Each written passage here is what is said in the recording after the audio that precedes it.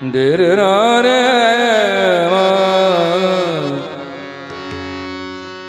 देर माना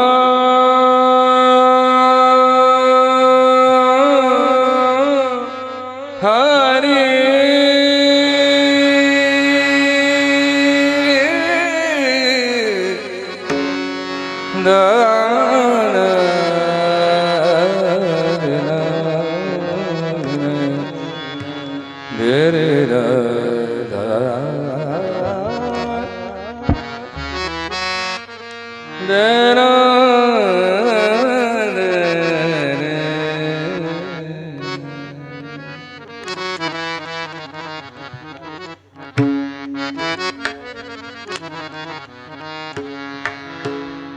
हरि हरि जय जय राम राम कृष्ण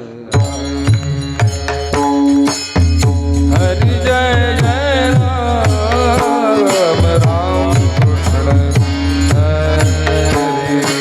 हरि हरि जय जय राम राम कृष्ण हरि जय जय राम राम कृष्ण हरि जय जय राम राम कृष्ण हरि जय जय राम राम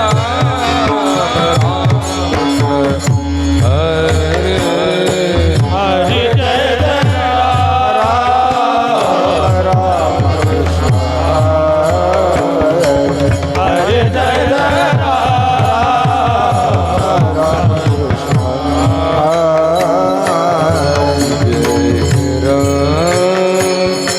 कृष्ण राम कृष्ण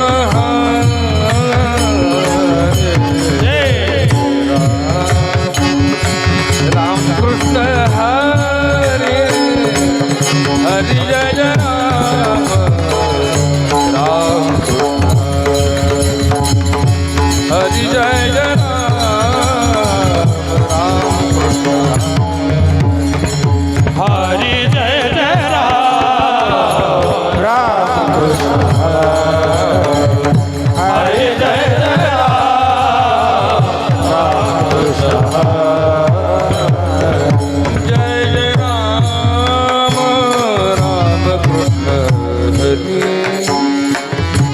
जय जय राम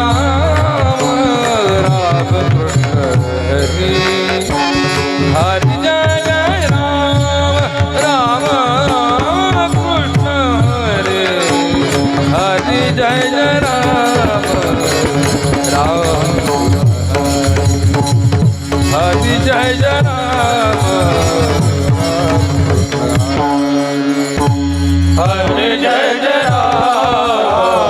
राम कृष्ण हरि हरि जय जय राम राम कृष्ण हरि हरि जय जय राम राम हरि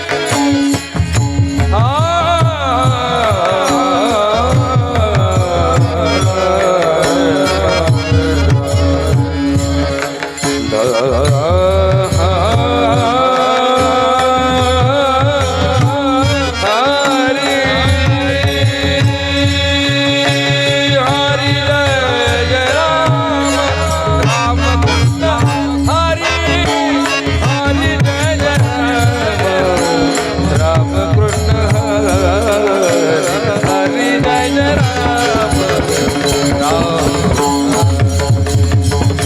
हरि जय जय राम कृष्ण हरि जय जय राम कृष्ण हरि जय जय राम राम कृष्ण हरि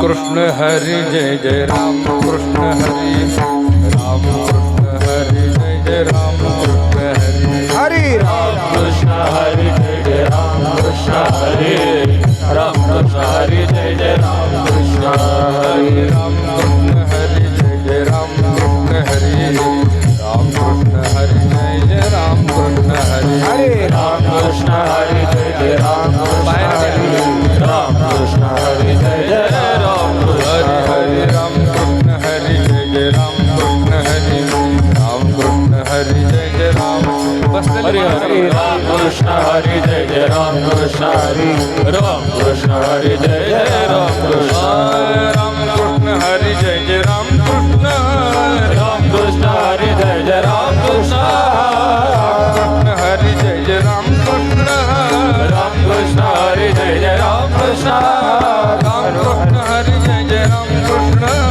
राम कृष्ण हरे जय जय राम कृष्ण राम कृष्ण हरी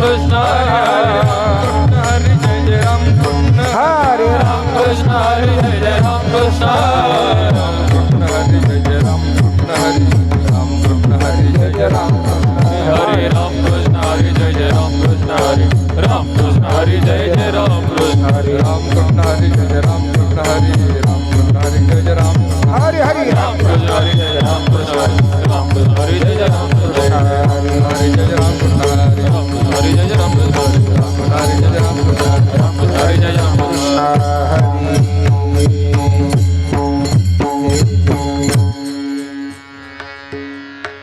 थोड़ा हार्मोनियम में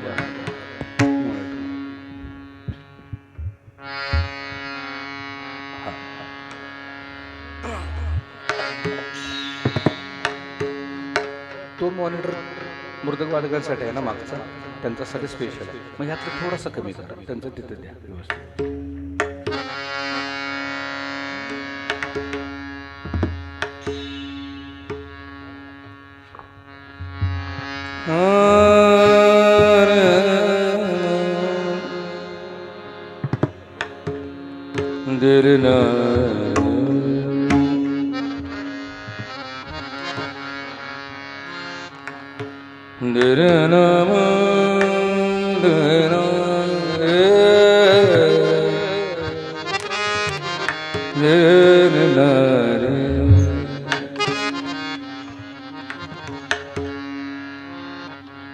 रूप पाहता दोचने रूप पाहता दोचने रूप पाहता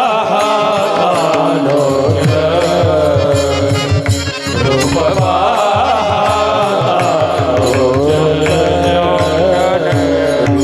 पाहता दोचने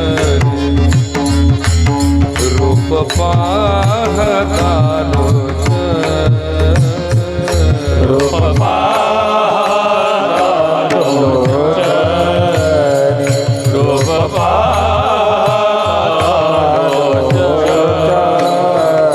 सुख झाले हो साधन सुख झाले हो साधने तोहा विठ्ठल बरवा तोहा विठ्ठल बरवा सुख हरे बोलता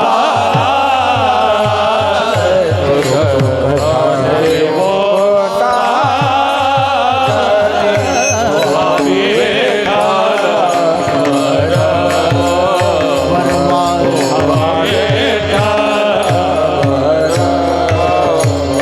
तोहा माधव बरवा तोहा माधव बरवा तोहा विठ्ठल बरवा तोहा विठ्ठल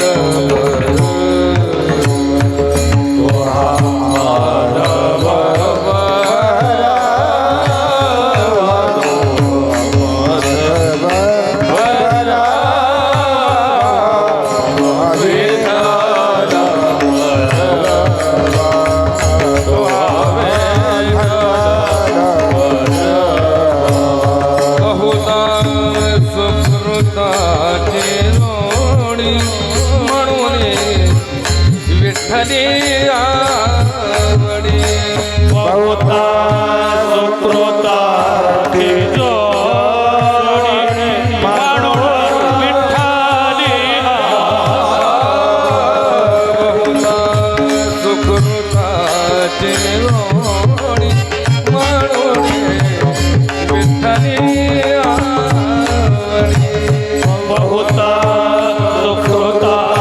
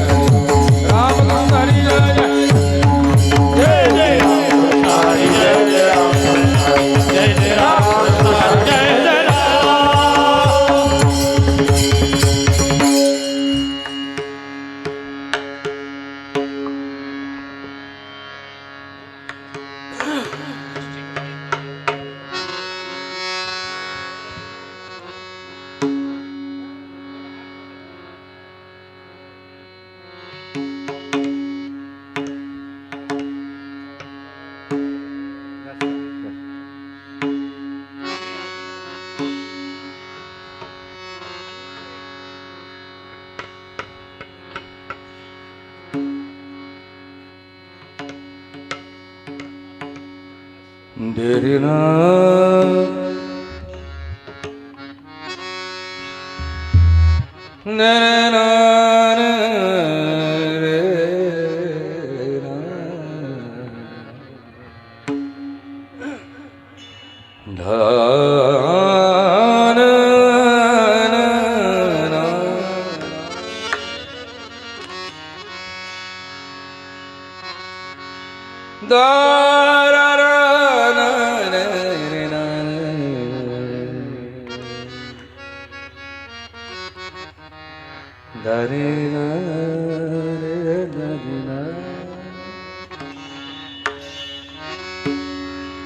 आम्हास का दिली वांगुली रे कान्होबा रे आम्हास का दिली वांगुली रे आम्हास का दिली वांगुली रे कान्होबा कान्होबा कान्होबा रे तुझी घोंगडी सांगली कान्होबा तुझी घोंगडी सांगली कान्होबा तुझी घोंगडी सांगली कान्होबा तुझी घोंगडी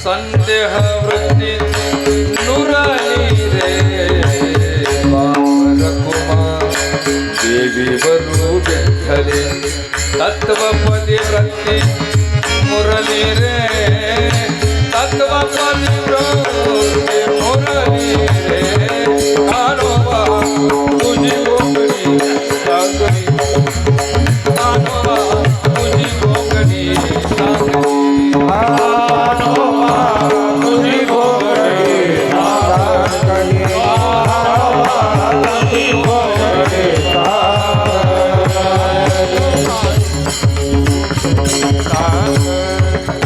आमाची काळजी बांधली रे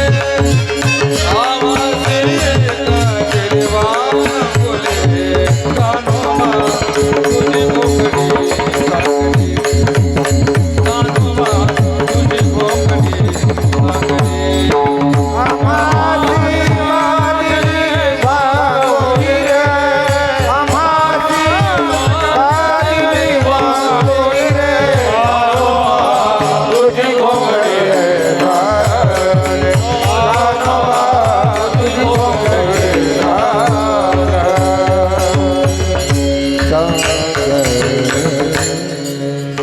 हरि जय जय हरि जय हरि जय हरि हरि हरि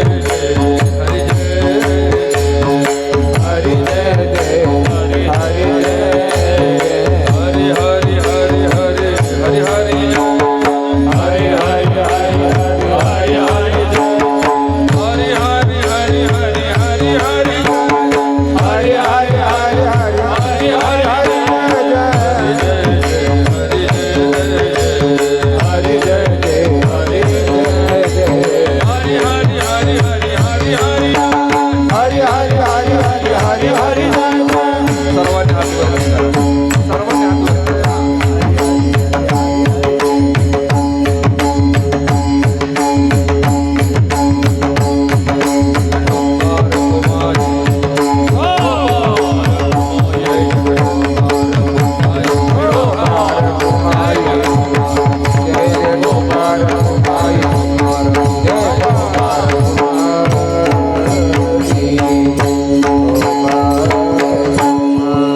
हॅलो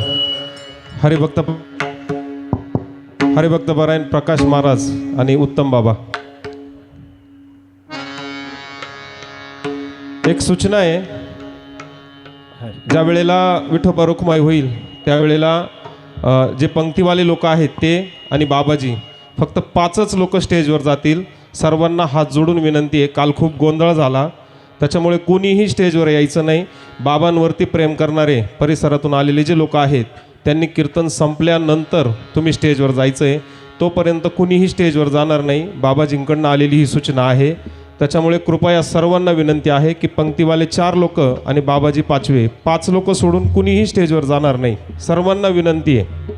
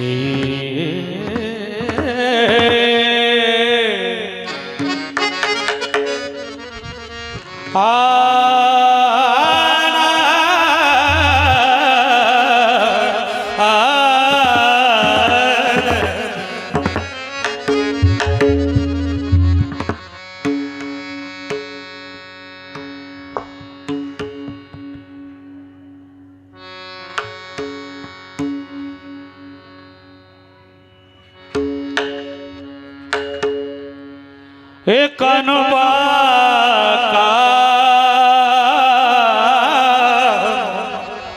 कानोबा तुझी गोंगडी चांगली कानोबा तुझी गोंगडी चांगली कानोबा तुझी गोंगडी चांगली कानोबा तुझी गोंगडी चांगली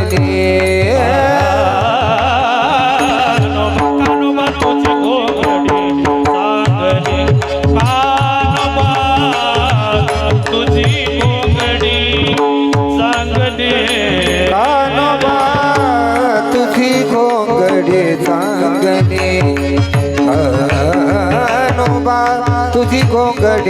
सांगणे आम्हास कामिनी वांगुली रे आम्हास कामिनी वांगुली रे तुझी खोगणी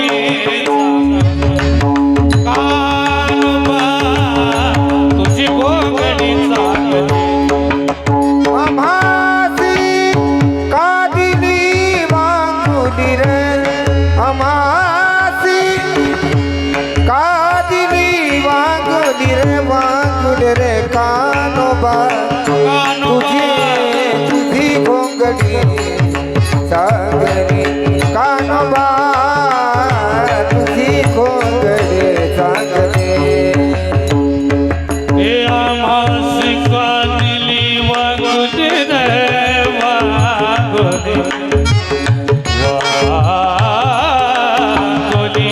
रे हरी वांगुली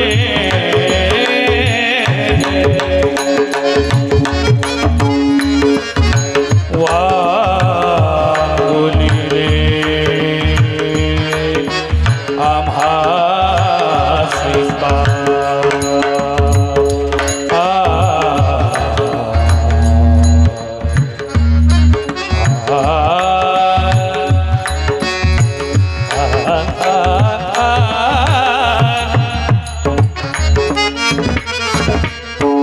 आम्हास कादिली वांगुली आम्हासी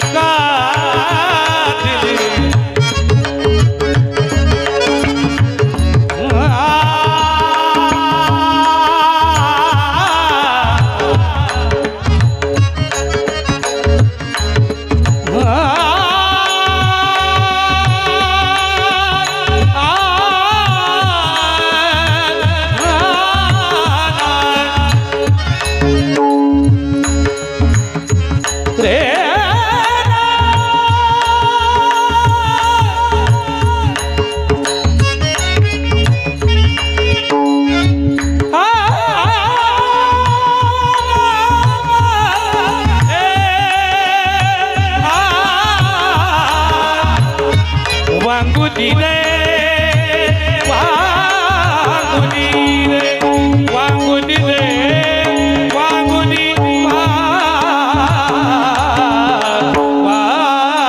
वांगुली हे आम्हास कादिली वांगुली रे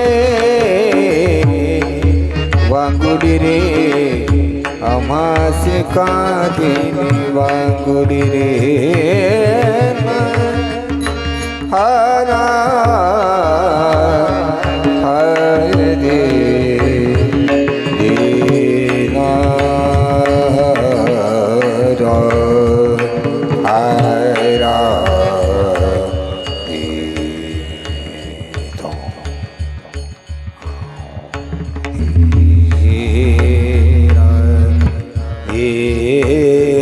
देना हरा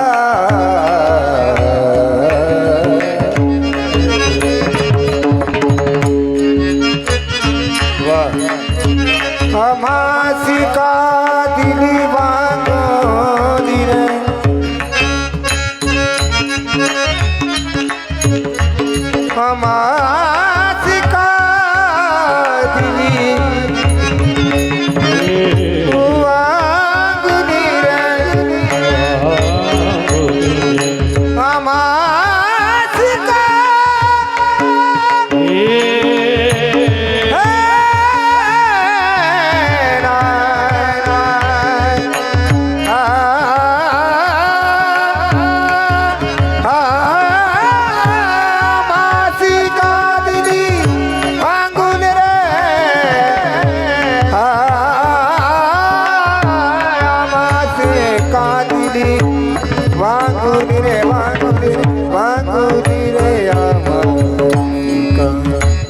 आम्हासी कादिली वांगुली रे आम्हासी वांगुली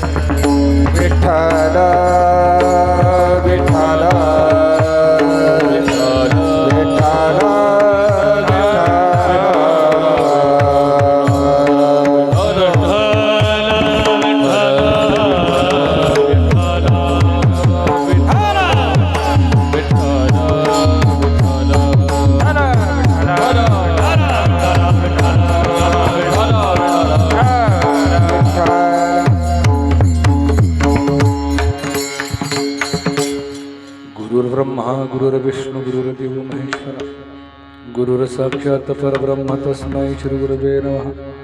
ब्रह्मानन्दं परमसुखदं केवलं ज्ञानमूर्तिद्वन्द्वातीतं गगनसदृशं तत्त्वमस्यादिलक्षणम् एकं नित्यं विमलमचलं सर्वजी साक्षिभूतं भावार्थितं त्रिगुणरहितं सद्गुरुं नमामि पुण्डलीकवरदा हरिविठल. श्री गणेशाय नमः. श्री सरस्वती नमः. ओम नमोजी सद्गुरुनाथा आपुल्या चरणी माझा माथा. वचन ऐका वेकमलापती माझ्या रंकाची विनंती कर जोडितो कथे काळी आपण असावी जवळी. पांडुरंगा करू प्रथम पांडुरंगा करो पांडुरंगा करू प्रथम पांडुरंगा करो सदे चरण संतांचे दुसरे चरण संतांची दुसरे चरण संतांची पांडुरंगा करू प्रथम नमन दुसरे चरण संतांच्या त्यांच्या कृपादाने कथेचा विस्तारू बाबाजी सद्गुरुदास लोका जयांचे केले स्मरण. होय सकळ विद्येचे अधिकरण तेचे वंदू चरण श्री गुरूंचे. वक्रतुंड महाकाय सूर्यकोटी समप्रभ निर्विघ्नं कुरु मे देव सर्व कार्येषु सर्वदा. ऐशियाचा पदरधारा ऐशियाचा पदरधारा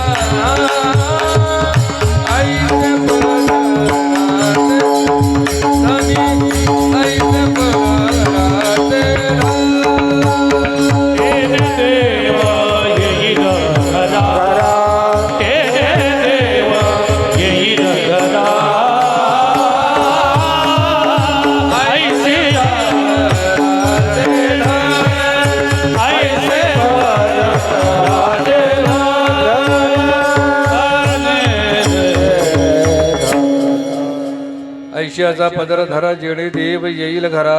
ऐसे पदराचे धनी संत साधू ऋषी मुनी. उपस्थित जमलेल्या माझ्या माता पित्यांनो, नामधारकांनो, हरिभक्तांनो, वारकऱ्यांनो, साधकांनो, भगवंतावर निस्सीम प्रेम करणाऱ्या सर्व माझ्या आत्मस्वरूप भावंडांनो, तुम्हा सर्व संत मायबापांच्या चरणी माझा साष्टांग दंडवत. सकल सायखेडा निवासी आयोजित भव्य अखंड हरिनाम सप्ताह आणि त्यानिमित्तानं आजची दुसरी कीर्तन सेवा माझ्याकडं समस्त या मायबापाने दिलेली आहे. उपस्थित बंधुजन मायबापांच्या चरणी मी साष्टांग दंडवत घालतो. बाबांच्या चरणी मी साष्टांग दंडवत घालतो आणि सेवेला सुरुवात करतो. परमार्थ का करावा हा सगळ्यात मोठा प्रश्न आहे. तुम्हाला जर मी विचारलं तुम्ही कीर्तन ऐकायला का आला तर तुमच्याकडे ते उत्तर नाही आहे आणि हे मला माहीत आहे. का कीर्तन ऐकायला आलोय हे जर विचारलं एखाद्याला तर त्याला सरळ उत्तरच देता येणार नाही. भावंडांनो, एक गोष्ट लक्षात ठेवा. मी कोण आहे, कुठून आलोय, माझं कर्तव्य काय, माझा अधिकार काय, मला कुठं जायचं आहे, हा विवेक जर डोळ्यासमोर ठेवून तुम्ही आम्ही परमार्थ केला तर निश्चितपणानं ज्याच्यासाठी जन्माला आलोय तो परमात्मा साध्य झाल्याशिवाय राहणार नाही. पण आमचं एक दुखणं सांगू, आम्हाला परमार्थाची व्याख्या माहीत नाही. कपाळाला गंध, गळ्यात तुळशीची माळ, तीर्थाटन, योग याग विधी यज्ञ याग, उपास तपास व्रत वैकल्य ह्या सगळ्या गोष्टी केल्या की आम्ही आमच्या हातून परमार्थ झाला म्हणतो. पण आम्ही परमार्थ करत असताना ह्या सगळ्या गोष्टी लादून घेतल्यात आणि ज्या वेळेला आम्ही परमार्थ करत असतो तेव्हा भक्तीपोटी आम्ही परमार्थ करत नाही, तर आम्ही भीतीपोटी परमार्थ करतो.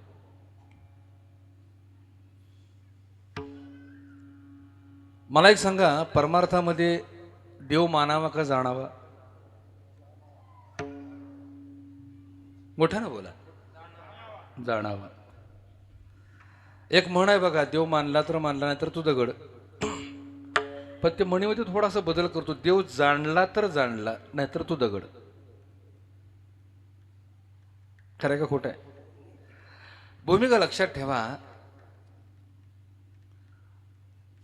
सगळ्यात मोठं आमचं दुखणं सांगतो, आम्ही मंदिरातल्या दगडाला भीतो आणि सज्जनाला मी दगड मारतो. बोलणं समजून घ्या. आम्ही मंदिरातल्या दगडाला भीतो आणि आम्ही सज्जनाला दगड मारतो.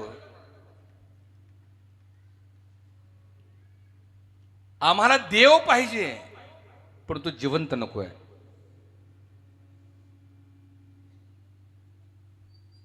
आम्हाला चमत्कार पाहिजे पण सत्य नको आहे. आम्हाला ऐकायला पाहिजे पण समजायला नको आहे. भूमिका लक्षात ठेवा. आता तुम्ही गर्दी केली, इतकी मोठी गर्दी आहे, या गर्दीतला एखादा जर बाजूला झाला आणि तुम्हाला जर समजावायला लागलं ना, तर त्याला तुम्ही सगळे वेड्यात काढणार आहे. कारण आम्हाला एकट्याला परमार्थ करायला भीती वाटते, म्हणून आम्ही गर्दीनं परमार्थ करतो. बघा मी काय म्हणतोय. आम्ही गर्दीनं परमार्थ का करतो माहिती आहे का? आम्हाला एकट्याला परमार्थ करायला भीती वाटते आणि खऱ्या अर्थानं परमार्थ तर एकट्यानंच करायचा असतो. सामुदायिक परमार्थ होऊ शकत नाही. प्रत्येकाचा मार्ग आहे तो ठरलेला आहे. बोलणं लक्षात ठेवा. आणि ज्या वेळेला गर्दी सोडून एखादी व्यक्ती बाहेर जाते आणि गर्दीला समजवण्याचा प्रयत्न करत असते, तेव्हा ती गर्दी त्याला खतरनाक समजते. ही वस्तुस्थिती आहे.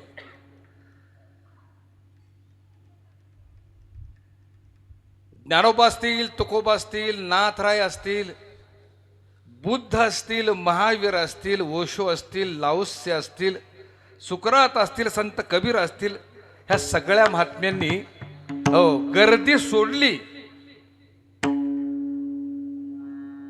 आणि आपला मार्ग निवडला. आणि आपला मार्ग चोखाळून त्या व्यक्त परमात्म्याचा संग करून अव्यक्त परमात्म्याशी एकरूप होऊन तुम्हाला तिने उपदेश करण्याचा प्रयत्न केला, तुम्हाला समजून सांगण्याचा प्रयत्न केला, पण तुम्ही आम्ही ज्ञानोबांच्या झोळीमध्ये दगड गोटे टाकले. बुद्धानी शांतीचा संदेश दिला, मानवतेचा संदेश दिला, त्याला आम्ही दगड मारली.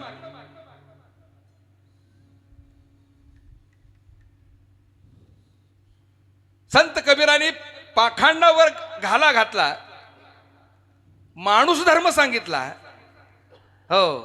त्यांना आम्ही नाजायज ठरवलं. महावीरांच्या कानामध्ये खेळ ठोकले. क्राइस्टना क्रूजवर खेळ ठोकून मारलं.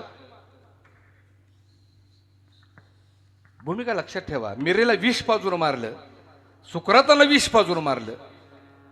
म्हणजे ही जी माणसं आहेत ना, ही सत्याचा मार्ग निवडतात आणि तुम्हाला सत्य समजून सांगायला जात असतात, त्यावेळेला मात्र तुम्ही आम्ही त्यांच्यावर अत्याचार करत असतो. भूमिका लक्षात ठेवा. म्हणून परमार्थ कशाला म्हणतात हे आधी लक्षात ठेवा. निश्चितपणानं भगवंताला प्राप्त करत असताना डोळसपणानं विवेकानं त्याला प्राप्त करता आला पाहिजे. मी नेहमी सांगत असतो, देवळात देव आहे का? देवळात देव आहे का? आहे. मग देवळाच्या बाहेर नाही का? आहे. चराचरात तो आहे. म्हणून मी नेहमी सांगत असतो, देवळात देव आहे का देवात देवळ आहेत? देवात देवळ आहेत. आता विश्वात्मके देवे आणि ह्या विश्वामध्ये जेवढी मंदिर आहेत ते देवात आहेत. पण आम्ही आविष्कारीपणानं दगडालाच आम्ही देव मानत आलो. पण ज्ञानोबराने स्पष्टपणे सांगताना सांगितलं, बाबा रे, निर्जीव दगडाची काय करीसी सेवा, तो तुझं निदैवा देईल काय. देव जवळी असता जाशी अनातीर्था, मुकलासे आता म्हणे ज्ञानदेव. तो कोबरे ते सांगतात, तीर्थे धोंडा पाणी आणि देव रोकडा. सज्जनी मला तेच म्हणायचं आहे. हो, देवळातल्या दगडाला आम्ही भितो, पण सज्जनाला आम्ही दगड मारतो. की जो सज्जनात वास करतोय, कधी आमच्या हातून परमार्थ साध्य होणार मला सांगा. आणि संत महात्म्याने एकच गोष्ट केली बघा भावंडांनो, तुम्हा आम्हाला डोळे देण्याचा प्रयत्न केला, तुम्हा आम्हाला विवेकी दृष्टी देण्याचा प्रयत्न केला, तुम्हा आम्हाला चष्मे देण्याचा प्रयत्न केला. पण काय त्यांना माहित हो, आंधळ्यानं चष्म्याचा उपयोग काय. तू का म्हणे कैसे आंधळे हे जन, आंधळ्याला चष्म्याचा काय उपयोग आहे मला सांगा. ठार आंधळा आहे, कुठल्या बी नंबरचा चष्मा द्या, उपयोग काय. हातात आंधळ्याच्या बॅटरी दिली, त्याला चष्मा घातला, जा बाबा फिर, त्याला काय उपयोग आहे त्या बॅटरीचा चष्म्याचा. विवेकी दृष्टी पाहिजे. परमार्थ करत असताना लक्षात ठेवा, आमची जर विवेकी दृष्टी नसेल, आम्ही जर ठार आंधळे असू ना, हो, तर संप्रदाय म्हणजे काय माहिती काय, चष्मे आहेत. वेगवेगळे संप्रदाय म्हणजे चष्मे आहेत. काय उपयोग आहे अनंत चष्म्यांचा. संतांचं साहित्य आणि शास्त्र म्हणजे बॅटरी आहे. काय उपयोग आहे त्या साहित्याचा आणि बॅटरी त्या शास्त्राचा, काहीच उपयोग नाही. संप्रदायाचा काहीच उपयोग नाही. का ठार आंधळ्या होत आम्ही. आणि म्हणून विवेक परमार्थाबद्दल विवेकी दृष्टिकोन अत्यंत महत्वाचा आहे. भूमिका लक्षात ठेवा. इथं बसलाय ना, इथं सगळी देवळच आहेत, ही सगळी देवळच आहेत. आणि देवळाच्या आतमध्ये विवेकाच्या विटेवर जो उभा आहे त्याचं नाव आहे पांडुरंग. विवेकाची विट आत्मा पंढरीराव, जेथे तेथे देव ठसावला. भूमिका लक्षात ठेवा. हेच मंदिर आहे, चालतं बोलतं फिरतं मंदिर आहे. आणि या मंदिरामध्ये हृदयात तो वास करणारा जो आत्मा आहे ना, तोच खऱ्या अर्थानं पांडुरंग आहे. विवेकाच्या विटेवर उभा आहे. आणि म्हणून भूमिका लक्षात ठेवा, ज्याचे ज्याचे विवेक दृष्टिकोन आहे त्याच्याजवळ पांडुरंग आहे. आणि विवेक दृष्टिकोन नाही, कितीही तीर्थाटन करा, कितीही देवदेव करा, कितीही यज्ञयाग करा, हो, किती उपास तापस करा, पायाला फोडेपर्यंत चाला, काही फरक पडणार नाही. शिंगरू मेलं हेलपाटन, घोडं मेलं वजन, तशी आमची अवस्था होईल. बोलणं लक्षात ठेवा भावंडांना. आणि म्हणून परमार्थ करत असताना परमार्थाची व्याख्या दे समजून घ्या. परमार्थ म्हणजे काय. परम म्हणजे त्रिकाल आबादित सत्य, आणि अर्थ म्हणजे प्राप्ती. त्रिकाल आबादित सत्य काय आहे. पूर्वी होता, आत्ता याने पुढे राहणार आहे, त्याला त्रिकाल आबादित सत्य म्हणतात. आणि अर्थ म्हणजे प्राप्ती. त्या त्रिकाल आबादित सत्याची प्राप्ती करणं म्हणजे परमार्थ करणं आहे. मग ते कधी करा, कुठेही करा, कसंही करा. त्यासाठी एकाच गोष्टीची गरज आहे, म्हणजे समर्पणाचा भाव. सर्व संतांनी जो परमार्थ केला तो समर्पण भावनेनं केला. मनाला प्रश्न विचारा, आम्ही परमार्थ करतो पण हातचा ठेवून करतो, स्वार्थापोटी करतो, करतो का नाही. आम्ही देवळात जातो, निरीच्छेने गेलोय का हो कधी. इच्छा ठेवूनच गेलो. इच्छा जर नसती ना तर देवळातच कोणी गेलं नसतं. इच्छा ठेवून आम्ही देवळात गेलो. देवाला आम्ही मागितलं, देवाबरोबर आम्ही व्यवहार केला. आणि जो देवाबरोबर व्यवहार करतो ना, देवाला तो भक्त कधीच आवडत नाही. कारण भक्ताची व्याख्या इतकी गोड आहे. भक्त ऐसे जाणा जे देही उदास गेले आशापाश निवारुनी. अर्जुना मद भक्ता यत्र गायन्ति तत्र तिष्ठामि नारदा. माझं भजन जिथं भक्त करतो तिथं मी उभा आहे. आणि मग अर्जुनानं प्रश्न केला, देवा रांगेत उभे त्यांचं काय? ते भक्त नाही आहेत. मी त्यांचा देणेकरी म्हणून रांगेत उभे आहेत, ती वाट बघतायत हा देणेकरी कधी देणं देतोय. देणेकरी दारात आल्यावर आवडतो का कुणाला? आवडतो. तसं रांगेत उभं राहून आम्ही देणेकऱ्यासारखं जर देवाच्या मागे लागलो तर देवाला आवडत नाही. लक्षात ठेवा.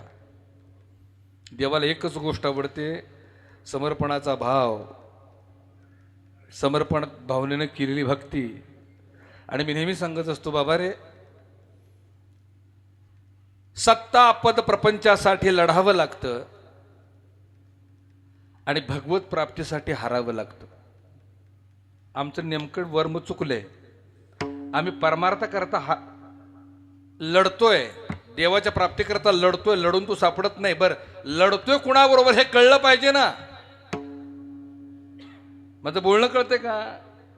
बघा, एवढं सगळं सत्तेनं, संपत्तीनं, ऐश्वर्यानं, व्रतवैकल्यानं, योग याग विधीनं, उपास तपासानं आम्ही त्याला जिंकायला निघालोय. अरे पण ज्याला जिंकायला निघालाय त्याची ओळख झाली का? हे एवढं करतोय, करोडो रुपये खर्च करून सप्ते आम्ही करतो, पण ज्याच्यासाठी करतो तोच जर कळाला नाही तर उपयोग काय? तो कुठं आहे हे कळलं पाहिजे.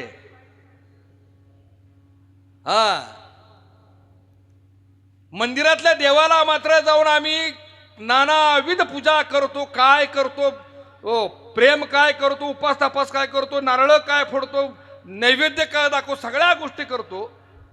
म्हणजे मंदिराच्या बाहेर उपाशी आहेत त्यांच्याकडे ढुंकून बघत नाही. उपयोग काय? जे का रंजले गांजले त्याशी म्हणे जो आपुले, तोची साधू ओळखावा, देव तेथेची जाणावा. भूमिका लक्षात ठेवा. संत महात्म्यांनी भगवंताला पाहिला, सज्जनात पाहिला, जीवात पाहिला, माणसात पाहिला, आणि तो आम्हाला पाहता आला पाहिजे भावंडांनो. तरच ह्या सप्त्याच्या प्रयत्नामध्ये यश आल्याशिवाय राहणार नाही. आम्ही 7 दिवसापुरतं फक्त जर देवदेव केलं आणि शेजाऱ्याकडे बघून जर आम्ही वाकडं तोंड करत असू तर त्याचा काहीच उपयोग नाही. खरं आहे का खोटं आहे? हे सगळ्यांना माहित आहे बरं का. येताना काय आणल्याने जाताना काय नेणार नाही. तरी बी 2 गुंठ्यासाठी कोर्ट कचेऱ्या करतोय. आयुष्यभर 2 गुंठ्यासाठी कोर्ट कचेऱ्या करते आयुष्यभर. हो, ह्याचा निकालच लावत नाहीत काय मंडळी. का? ह्यांच्या निकालावरच तर त्यांची घर अवलंबून आहेत.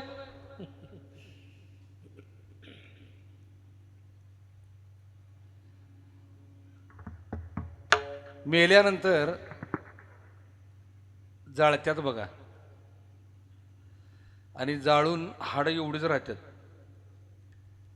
ते बी पुरत नाहीत. गोदावरी, इंद्रायणी, चंद्रभागा, विल्हेवाट नामोनिशान राहत नाही. खचून खचून वर्ष श्राद्धापर्यंत घरात फोटो असतो आपला. वर्ष श्राद्ध झालं की घराचं रिन्युएशन निघतं आणि त्या रिन्युएशनमध्ये ते फोटो कुठल्या कबाडात जाऊन पडतं ते पुन्हा दिसतच नाही. ही आमची किंमत, ही आमची योग्यता, ही आमची लायकी.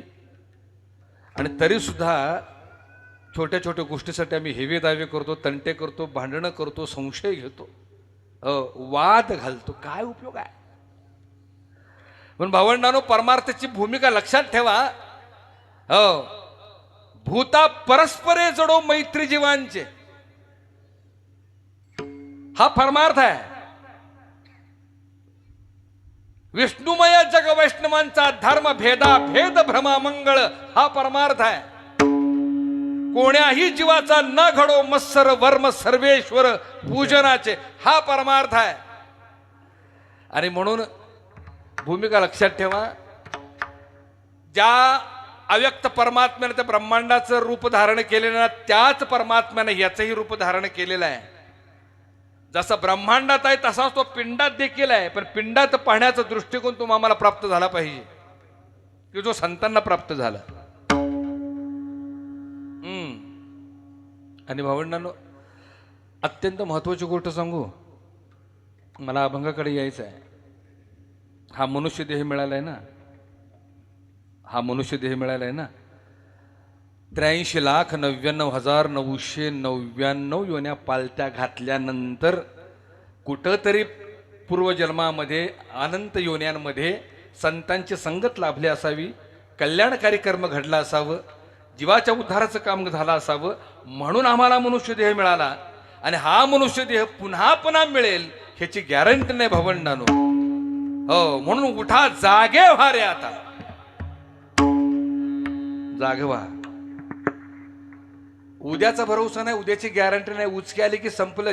जे प्राप्त करायचं आहे, जे साध्य करायचं आहे ते याच योनीमध्ये साध्य होणार आहे, इतर योनीमध्ये होणार नाही.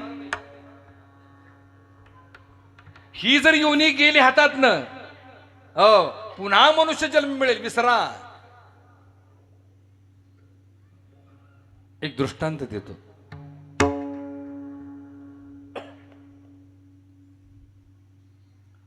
एक सरोवर होतं, खूप सुंदर सरोवर होतं, आणि ते सरोवर होतं चमत्कारिक, जादुई सरोवर होतं.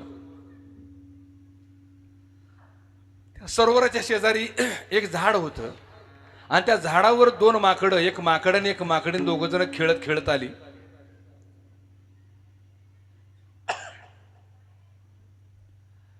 आणि खेळता खेळता ती दोघं जण पाण्यात पडली त्या सरोवराच्या. त्या सरोवराचं वैशिष्ट्य काय होतं माहितीये का? एखादा पशु जर त्या पाण्यात पडला तर त्याला सुंदर देखण मनुष्य देह मिळायचं, आणि एखादा मनुष्य जर पडला, हो, तर तो देवरूप व्हायचा. असं ते सरोवर होतं. 2 माकडं खेळता खेळता त्या पाण्यात पडली, आणि बाहेरून पाहतात एकमेकाकडं. हो, तर ती जे माकड होतं ना, तर इतकं देखणं माकड झालं ते, म्हणजे पुरुषाचा देह मिळाला त्याला. हो, धष्टपुष्ट तेज पुंज शरीर त्याला मिळालं. आणि ती जी माकडी नव्हती ना, तिला सुंदर देखणं स्त्रीचं रूप मिळालं. दोघं एकमेकाकडे बघून कौतुक करतायत. माकड माकडीला म्हणते, बाई ग, किती छान दिसतोस तू, वा वा वा वा, काय ते सुंदर, काय ते देखणं रूप तुझं. माकडीनं माकडाला म्हणते, अहो माझं सोडावं, म्हणजे तुमचं काय धष्टपुष्ट शरीर आहे, म्हणले तेजपुंज शरीर आहे, माणसाचा देह तुम्हाला मिळाला, क्या बात है. माकड म्हणते, ही सरोवर लय भारी दिसते, थांब जरा पुन्हा उडी मारू.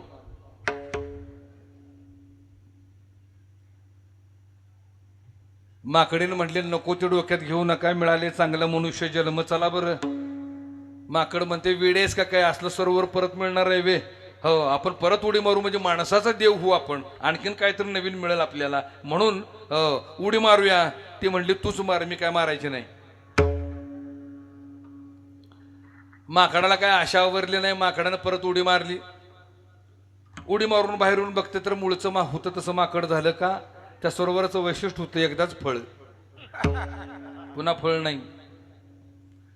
होतं तसं ते माकड झालं. परत उड्या मारल्या, काय जमलं नाही. ती म्हणली, तुला सांगत होते उडी मारू नको, आता बस बोंबलत मी निघाले. ती सुंदर झालेली स्त्री निघून गेली, ते माकड तिथंच राहिलं. 5-6 महिन्यानंतर त्या सुंदर माकडणीचं लग्न एका राजपुत्राबरोबर ठरलं. ती जी माकडण होती ना, सुंदर स्त्री, तिचं लग्न एका राजपुत्राबरोबर ठरलं. त्या राज्यातल्या राजानं त्यांच्या लग्नामध्ये माकडाचा खेळ ठेवण्यासाठी एका मदाराला माकड घेऊन बोलवलं. त्या मदाराच्या हातात कुठलं माकड होतं माहित आहे? ज्यानं उडी मारली की नाही परत, ते माकड होतं. त्या माकडानं सिंहासनावर बसलेली ती दोघांना बघितलं. ती शेजारी जी बसली होती का नाही सुंदर स्त्री, तिच्याकडे बघून हळहळला आणि म्हणला, अरे अरे अरे अरे, उडी मारली नसती बरं झालं असतं. जर उडी मारली नसते तर आज मी तिच्या शेजारी राजा म्हणून बसलो असतो, तिच्यावर माझं लग्न झालं असतं. तिच्या पुढे आता मला माकडासारखं उड्या मारायला लागतात. भूमिका लक्षात ठेवा. दृष्टांत पाठिंबाचा सिद्धांत भावंडानो हाय, हा मनुष्य देह जो मिळालेला ना, परत मिळणार नाहीये. म्हणून हा जन्म वाया घालवू नका, नका वाया घालवू. काम क्रोध मोह मत्सर अहंकार दंभ छळ कपट द्वेष निंदा अशा त्रशा कल्पना कामना वासना भावना इच्छा त्रशा तमन्ना हे सगळं बाजूला ठेवा. आणि ज्याच्या प्राप्ती करता हा मनुष्य देह मिळालेला त्याची व्याख्या नाथाने इतकी सुंदर केलेली आहे. नर देहाचे निज्ञाने सचिदानंद पदवी घेणे एवढा अधिकार नारायणे कृपावलोकने दिला. आणि हा विवेक दृष्टिकोन जागा ठेवून हा मनुष्य जन्म परत परत मिळणार नाही. आणि म्हणून ज्ञानोबानी कानोबाला हाक मारली. कानोबा, कानोबा तुझी घोंगडी चांगली चांगली, कानोबा तुझी घोंगडी चांगली चांगली, कानोबा तुझी घोंगडी चांगली चांगली, कानोबा तुझी घोंगडी चांगली चांगली, तुझी घोंगडी चांगली चांगली, कानोबा तुझी घोंगडी चांगली चांगली, कानोबा तुझी घोंगडी चांगली कानोबा तुझी घोंगडी चांगली चांगली, भासिका दिली वांगुली रे, भासिका दिली वांगुली रे, कानोबा तुझी चांगली चांगली, कानोबा तुझी घोंगडी मासिका काजले वांगुली रे, मासिका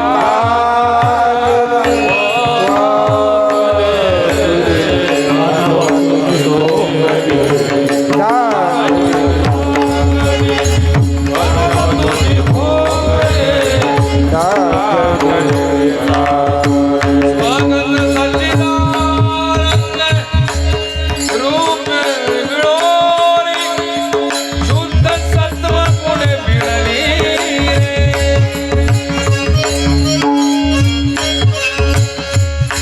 षड गुण गोटे रत्न जडित गुण, चार सुंदर शोभनी रे, श्याम सुंदरा शोभनी रे, श्याम सुंदरा शोभनी रे, कानोबा तुझी घोंगडी चांगली, कानोबा तुझी घोंगडी चांगली चांगली, कानोबा तुझी घोंगडी चांगली चांगली, कानोबा तुझी घोंगडी चांगली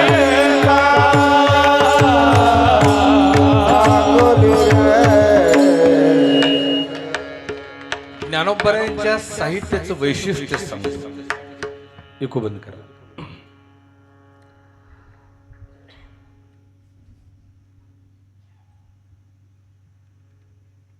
पहिल्यांदा गीता जन्माला घातली ती व्यासांनी. 700 संस्कृत श्लोक होते गीतेचे.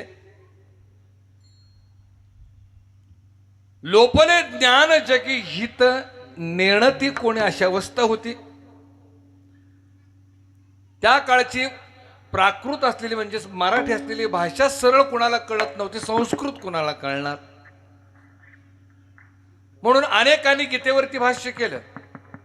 ज्ञानोबरायांच्या आधी गीतेवरती भाष्य करणारे वल्लभाचार्य आणि मध्वाचार्य आहेत. त्याच्यानंतर कुणी कुणी भाष्य केलं तर आद्य शंकराचार्यांनी भाष्य केलं आणि कुणी भाष्य केलं निंबर्काचार्यांनी भाष्य केलं, रामानुजाचार्यांनी भाष्य केलं. गीतेवरचं भाष्य सांगतोय मी. आणि कुणी भाष्य केलं अष्टावक्रांनी भाष्य केलं. अलीकडच्या काळामध्ये ओशोंनी भाष्य केलं, गुरुदेव रानडेंनी भाष्य केलं, विनोबा भावेंनी भाष्य केलं, लोकमान्य टिळकांनी भाष्य केलं, श्रीला प्रभुपाद स्वामींनी भाष्य केलं. जवळजवळ 200 ते 250 संत महात्म्यांनी ऋषीमुनींनी गीतेवरती भाष्य केलं. त्यामध्ये आपले ज्ञानोबराई देखील आहेत. ज्ञानोबरायांनी देखील गीतेवरती भाष्य केलं. गीता अलंकार, नाम ज्ञानेश्वरी आणि ब्रह्मानंदाला हे प्रकट केलं. ज्ञानोबराने देखील गीतेवरती भाष्य केलं. अशा 200-250 महात्म्यांनी गीतेवरती भाष्य केलं. पण जगमान्य ज्ञानेश्वरी झाली, लक्षात ठेवा. ज्ञानेश्वरी जगमान्य व्हायला कारण काय? प्रत्येकाने ज्ञानाधिष्ठित गीतेवरती भाष्य केलं आणि ज्ञानोबरांनी त्या ज्ञानाला भक्तीची जोड दिली. आणि भक्तीची जोड दिल्यामुळं झालं काय माहितीये का? कर तळियावळे तैसारी. आणि ती भक्तीची उदाहरणं देत असताना ज्ञानोबरांनी ज्ञानेश्वरी लिहिली. भगवंताप्रती असलेले सिद्धांत समजण्यासाठी 4500 दृष्टांत ज्ञानेश्वरीमध्ये दिले. हे तर ज्ञानोबरांच्या साहित्याचं वैशिष्ट्य आहे. अलंकारिक भाषा आहे ज्ञानोबरायांची, रूपकात्मक भाषा आहे ज्ञानोबरायांची. ती सोप्या सोपी करून सांगितली. त्यांचे अभंगमाने देखील तशाच आहेत. आणि म्हणून आजच्या अभंगाचं एक वैशिष्ट्य असं आहे, रूपक म्हणून आज जे वस्त्र वापरले त्याचं नाव काय सांगा बरं? घोंगडी. काय रूपक आहे? घोंगडी. कारण सर्वसामान्य जीवाला कळावं. माझे सद्गुरू जनार्दन महाराज सुंदर सांगताना सांगतात की बालवाडीतली लेकरं होती, अक्षराची ओळख नव्हती. शिक्षक आलेले, शिक्षकानं काय केलं, गुरुजींनी काय केलं माहिती का? फळ्यावरती म काढलं आणि मुलांना विचारलं, मुलांना हे काय आहे? पोरांना काय अक्षराची ओळख नव्हती. पोरं म्हटले कोणास ठाऊक. आता ते पोरांना म कळावं म्हणून गुरुजींनी काय केलं माहिती आहे का? त्या म च्या अक्षराच्या शेजारी मक्याचं कणीस काढलं. मक्याचं कणीस काढलं. पोरांना विचार, पोरांनो हे काय आहे? पोरं म्हटले मक्याचं कणीस. आमच्या रानात येतं की, आम्हाला माहित आहे. म्हणजे दैनंदिन जीवनातलं उदाहरण त्या गुरुजींनी दिलं. मक्याचं कणीस. गुरुजी म्हणले पोरानो, हा म म मका. मक्याच्या कणसाकडे बघायचं आणि मला लक्षात ठेवायचं. ठेवशील का बाळानो? म्हणले हो. गुरुजींना वाटलं पोरांनी म लक्षात ठेवलेलं आहे म्हणून गुरुजींनी फळ्यावरचं मक्याचं कणीस पुसलं आणि म कडे बोट करून सांगितलं, मुलांनो हे काय आहे? पोरं म्हटले कुणाच ठाऊ. म्हणजे एवढा पोट तिडकीनं सांगून बी उपयोग नाही का? अरे म्हणजे म आहे, तुम्हाला मगाच नका सांगितलं. मग मक्याचं कणीस काढा. अर्थ कळला का? मक्याचं कणीस काढल्याशिवाय कार्ट्याला म जसं लक्षात येईना तसं आकारात उभा केल्याशिवाय तो अव्यक्त परमात्मा ह्या विद्यार्थ्याच्या लक्षात येईना. म्हणून आकारात उभा केला. हो, मंदिरात उभा करण्या पाठीमागचं दुसरं काय कारण नाही आहे. कारण हेच आहे, हो, सगुणात दिसल्याशिवाय आम्ही निर्गुणाला मान्यच करत नाही. आणि म्हणून सगुणाचे आधारे निर्गुण पावीचे निर्धारे. तसं ज्ञानोबरायांनी हो त्या निर्गुण परमात्म्याचं रूप लक्षात आणण्यासाठी एका वस्त्राची उपमा दिली. त्याचं नाव आहे घोंगड. कान्होबा तुझी घोंगडी चांगली. घोंगड म्हणजे काय? स्वरूप. हो, आता यामध्ये ज्ञानोबरायांनी भगवंताच्या घोंगडीचं वर्णन केलं आणि तुम्हा मला मिळालेल्या याही घोंगडीचं वर्णन केलेलं आहे. खूप सुंदर अभंग आहे. आणि आजचा अभंग हा विरहिणी प्रकारात मोडणार आहे. हा अभंग काल्याचा बी अभंग म्हणून वापरतात. हा अभंग गवळण म्हणून सुद्धा या अभंगाकडे पाहिलं जातं. या अभंगाकडं विरहिणी म्हणून पाहिलं जातं. पण आपण आज चष्मा विरहिणीचा लावायचा. आणि आत्मस्वरूप प्रियसी परमात्म स्वरूप कान्होबाला कळवळ्यानं पोट तिडकीन हाक मारते. कान्होबा तुझी घोंगडी चांगली. देवा म्हटले तुझी घोंगडी इतकी सुंदर आहे, देखणी आहे. आणि पहिल्या चरणाचं वर्णन केलेलं आहे. स्वगत सचिदानंद रूपे मिळवणी शुद्ध सत्व गुणे विणली रे. स्वगत म्हणजे स्वतःसाठी. कान्होबा या घोंगडीच्या फॅक्टरीचा मालक तूच आहेस, बरोबर आहे ना? कोण आहे मालक? या घोंगडीच्या फॅक्टरीचा मालक कोण आहे? फॅक्टरीचा मालकच तू आहेस. आणि मालक तू असल्यामुळं तू पार्सलिटी केलीस, दुजा भाव केलास, स्वतःसाठी घोंगडे वेगळं निवडलंस आणि आम्हाला देताना मात्र वेगळं दिलंस. स्वगत सच्चिदानंद रूपे मिळवणी शुद्ध सत्व गुणे विणली रे. भगवंताचं जर स्वरूप जाणायचं असेल तर परमार्थामध्ये सत्व गुणाला प्राधान्य दिलं पाहिजे, कारण भगवंताचं घोंगडं हे सत्व गुणाने विणलेलं आहे. एकूण हे जे घोंगडे विणले नाही 3 गुणाने विणलेले, रजोगुण, तमोगुण आणि सत्वगुण. पण परमार्थामध्ये सत्वगुणाला संत महात्म्यांनी प्राधान्य दिलेले आहे. का? तुका म्हणे येथे सत्वाचे सामर्थ्य करावा परमार्थ अहर्निशी. कारण हे जे राहिलेले 2 आहेत ना, तम म्हणजे काय, नरकची केवळ रजतो सबळ मायाजाळ. तम काय काय? नरक आहे, नरक. आणि रज काय आहे? मायाजाळ आहे. म्हणून ह्या 2 गुणांचा अवेर करून तुकोबराय म्हणतात, तुका म्हणे ते सत्वाचे सामर्थ्य. का? जिथं सत्वगुणाचा प्रभाव अधिक आहे तिथंच परमात्मा वास करत असतो. भूमिका लक्षात ठेवा. आणि म्हणून देवाला आवडताना घोंगडी देखील सत्वगुणाचीच आवडते. कारण सत्वगुणाचं वर्णन करत असताना सात्विक आसन कांबळा, राजस पितांबर पाटोळा, तामस चर्म प्रबळा जाणगा पार्था.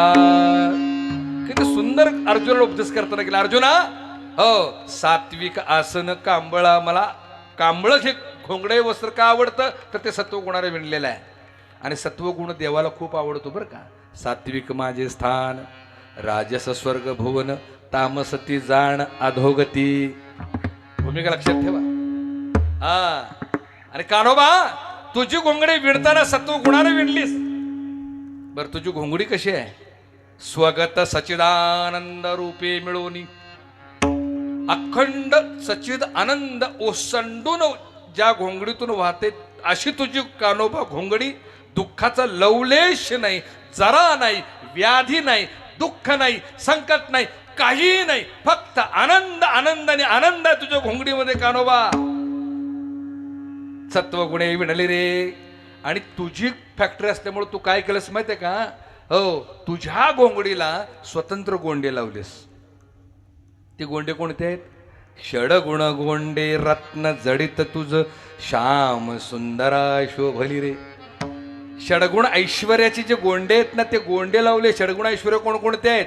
यश, श्री, औदार्य, सामर्थ्य, ज्ञान आणि वैराग्य. हे षडगुण ऐश्वर्याचे गोंडे तुझ्या घोंगडीला कान्होबा लावलीस. काय तुझी ती देखणी घोंगडी बर केवढी आहे? तुझ्या घोंगडीचं माप काढणारा टेलरच अजून जन्माला आलेला नाही. आलाय का?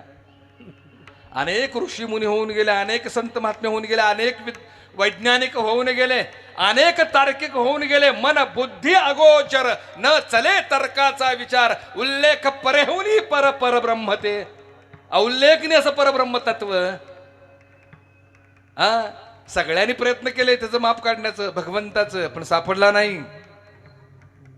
भूमिका लक्षात ठेवा. कान्होबा, तुझ्या घोंगडीचं टेलर माप काढणारा टेलरच अजून जन्माला आला नाही. किती मोठी आहे, किती व्यापक आहे.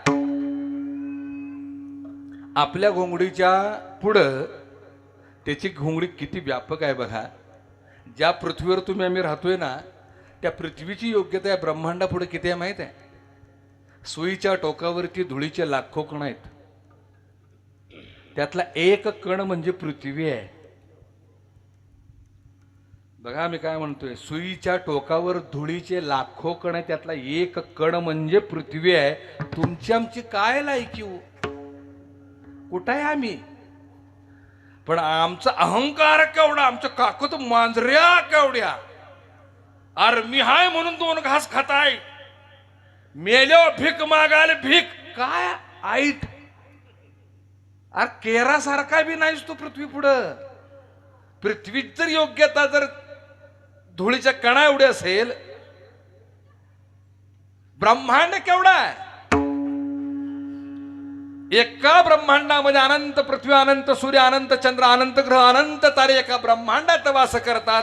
अशी ब्रह्मांड अनंत आहेत की ज्यांचं मापच निघालेलं नाही. आणि अशी ब्रह्मांड ज्याच्या उदरात आहेत तुकोबराय सांगतात, अनंत ब्रह्मांड उदरी, अनंत ब्रह्मांड उदरी. हा अनंत ब्रह्मांड उदरे, अनंत ब्रह्मांड उदरे, अनंत ब्रह्मांड उदरी, अनंत ब्रह्मांड उदरी. अनंत ब्रह्मांड उदरे, अनंत ब्रह्मांड उदरे. हरी हा बालक नंदा घरी, या बालक नंदा घरे, हरी हा बालक नंदा घरी. हरी हा बालक नंदा घरे.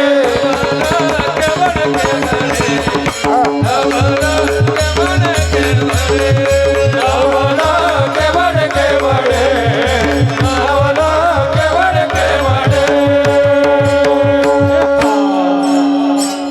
अनंत ब्रह्मांड उदरी हरिहा बालक नंदा घरी. त्या कान्होबाच्या उदरातच सगळ्या ब्रह्मांड भरून उरलेलं आहे.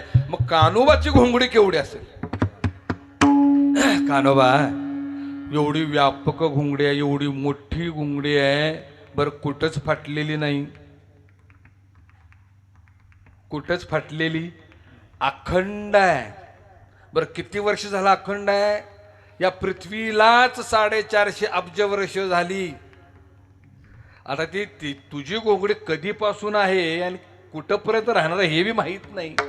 अशी व्यापक घोंगडी, परमानंदानं नटलेली घोंगडी. कान्होबा सुंदर देखणी घोंगडी, आणि आम्हाला देताना मात्र 3.5 हाताचं चिरकुट दिलंयस. किती हाताचं आहे?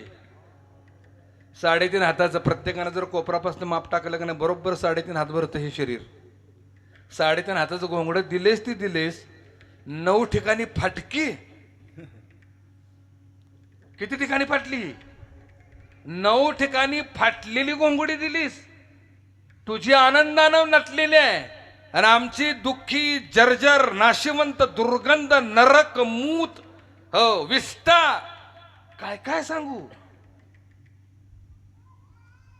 बरोबर आहे की नाही? आता भगवंताच्या घोंगडीच्या फॅक्टरीचं वर्णन झालं. आता ह्या आपल्या फॅक्टरीचं वर्णन करूया का या घोंगडीच्या? हा देह नाशिवंत, मलमूत्राचा बांधा, वरी चर्म घातले गा, कृमी कीटकाचा सांधा, रवरवती दुर्गंधी, अमंगळ हिचा बांधा. ए घोंगड्यानो, सगळी घोंगडीच आहे ती.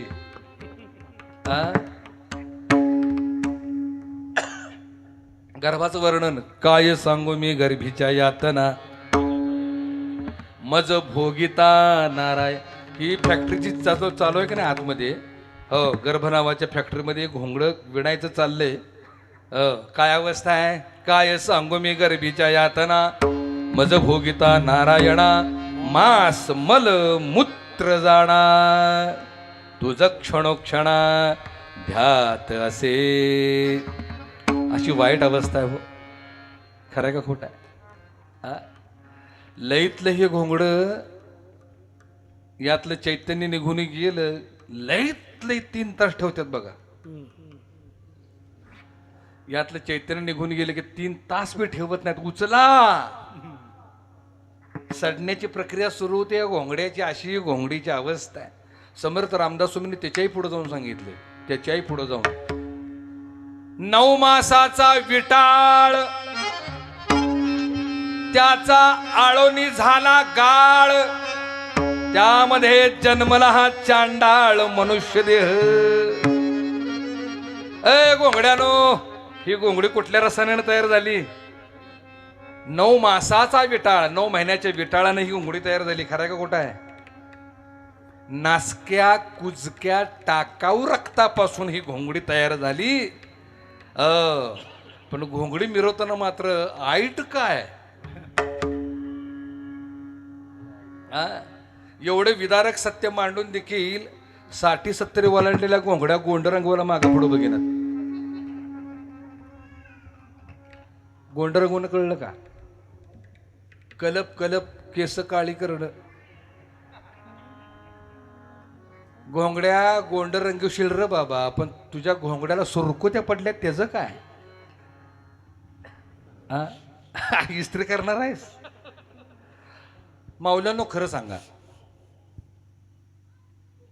स्वयंपाकघरामध्ये कडधान्य कमी आहेत, पण बाथरूममध्ये सौंदर्य प्रसाधनांचा ढेग लागलाय का नाही? कुठल्या कुठल्या कंपनीचे ते सौंदर्य प्रसाधन आहेत. कशासाठी?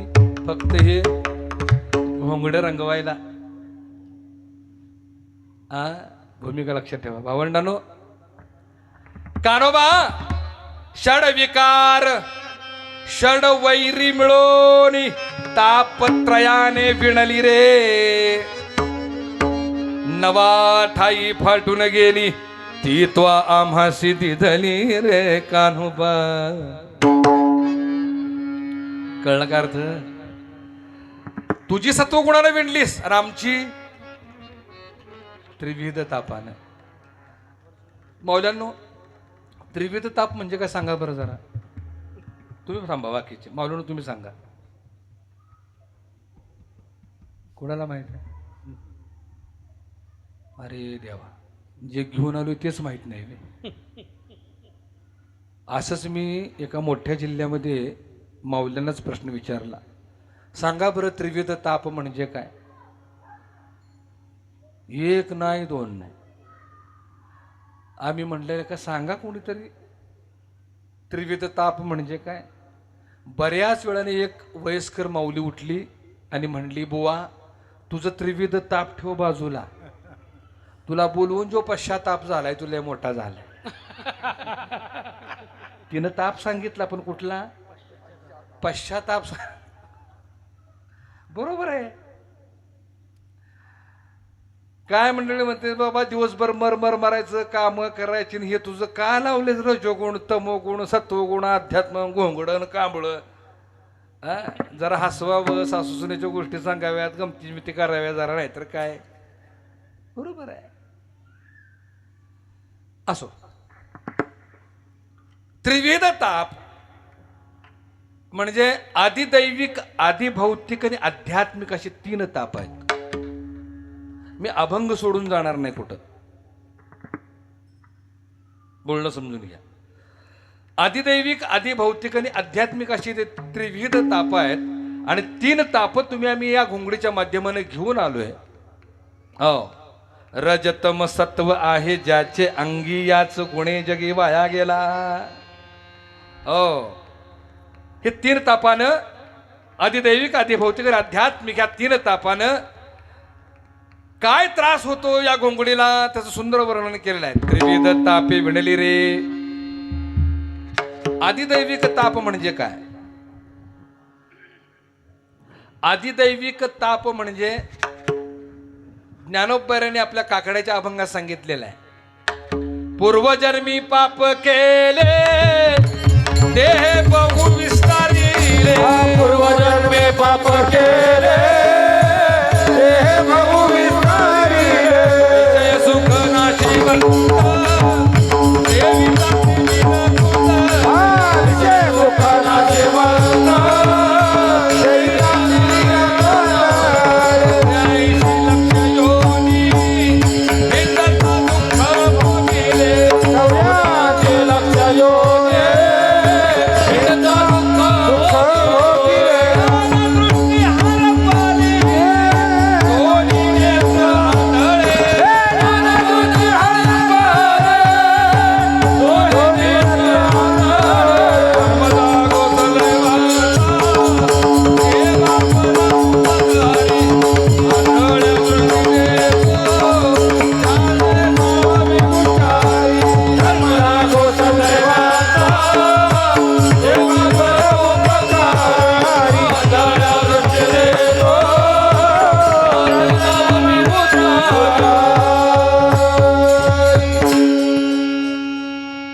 आदिभौतिक तापाचं लक्षण सांगत असताना कशामुळं होतो? पूर्वजन्मी पाप केले देहे बहुविस्तारिले. विषय सुख नाशिवंत सेविता तिमिर कुंदले 84 लक्ष योनी हिंडता दुःख भोगिले. गेल्या जन्मीमध्ये चवीनं विषय भोगाचं सेवन केलं. चवीनं विषय सुख नाशिवंत सेविता तिमिर कुंदले. हा, पूर्वजन्मी पाप केले, त्या पापाचं फळ या जन्मी जन्माला येतानाच व्यंगरूपानं जन्माला येतं. त्याला अधिदैविक ताप म्हणतात. म्हणजे काय? जन्माला येतानाच नाक आणि तोंडी एक, जन्माला येतानाच आंधळ, जन्माला येतानाच तिरळ, जन्माला येतानाच एका डोळ्याचं, जन्माला येताना बहिर, जन्माला येतानाच कान फाटलेलं, जन्माला येतानाच मुख, जन्माला येतानाच ओठ फाटलेलं, जन्माला येतानाच हातपाय नसलेलं धड, जन्माला येतानाच खेकड्याच्या चालीचं, जन्माला येतानाच लुळ पांगळ. म्हणजे जन्माला येताना जी व्यंग घेऊन येतो त्याला आधी दैविक ताप म्हणतात.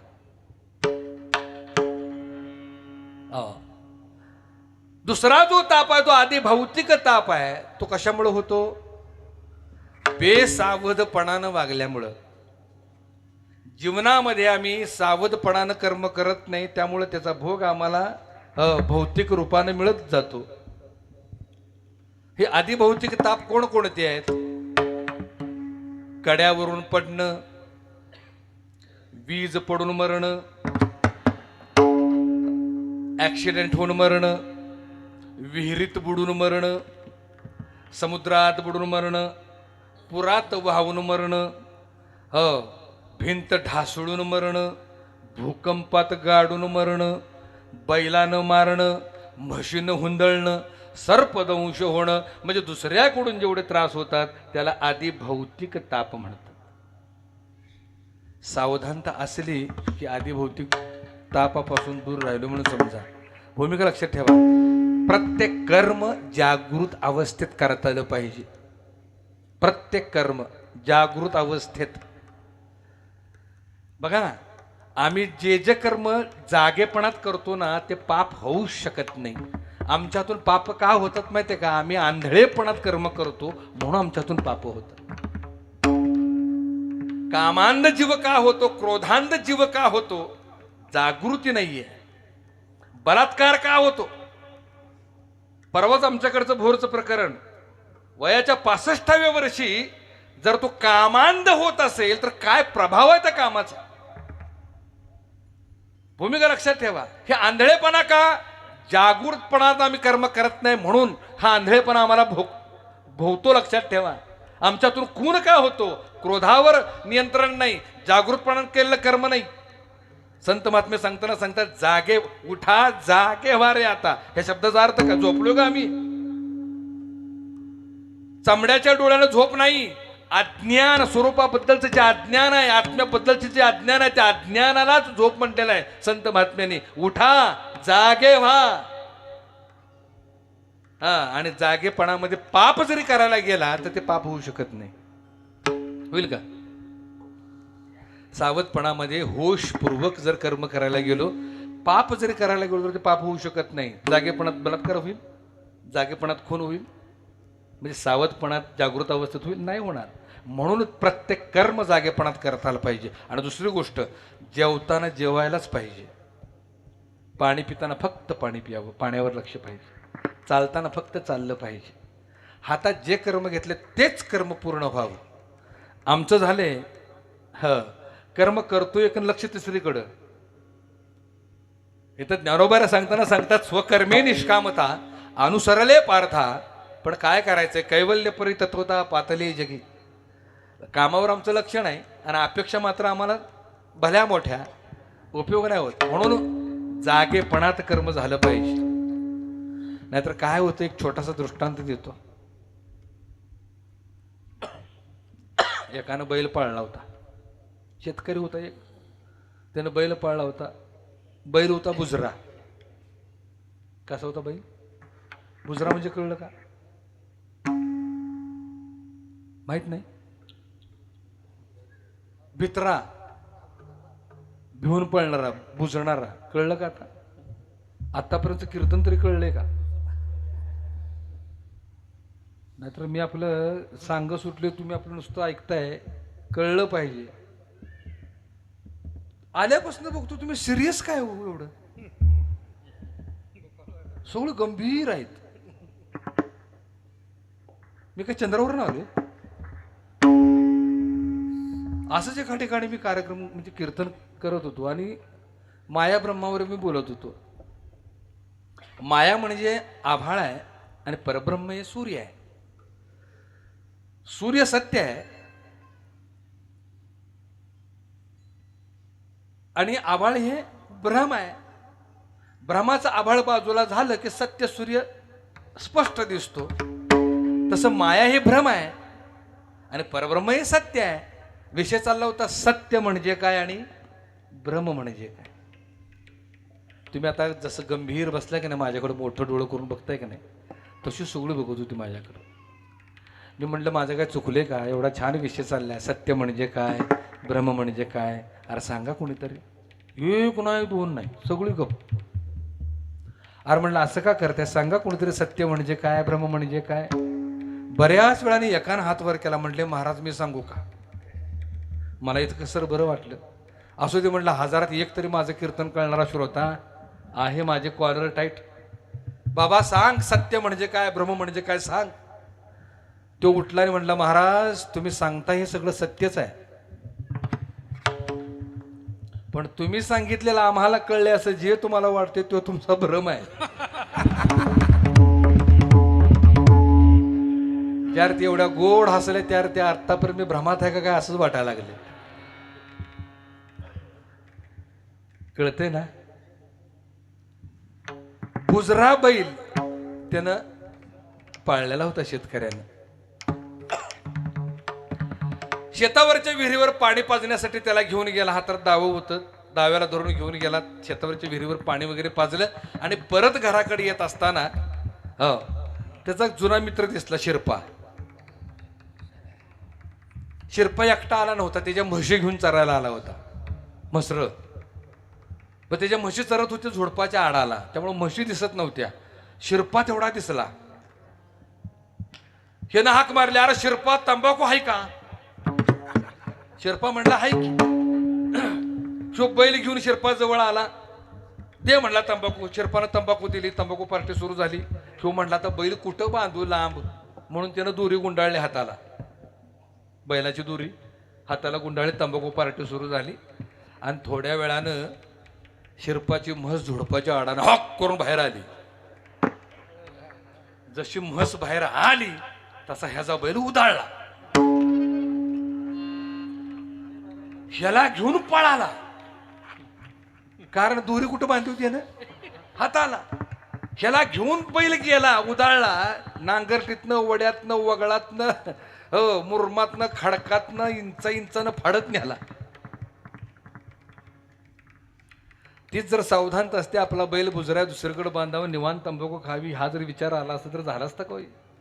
तसं दैनंदिन जीवनामध्ये प्रपंच करत असताना, संसार करत असताना, व्यवहार करत असताना आम्ही जर बेसावधपणानं कर्म केली तर निश्चितपणानं आधिभौतिक तापाला सामोरं जावं लागतं. आता तिसरा जो ताप आहे तो आध्यात्मिक ताप आहे.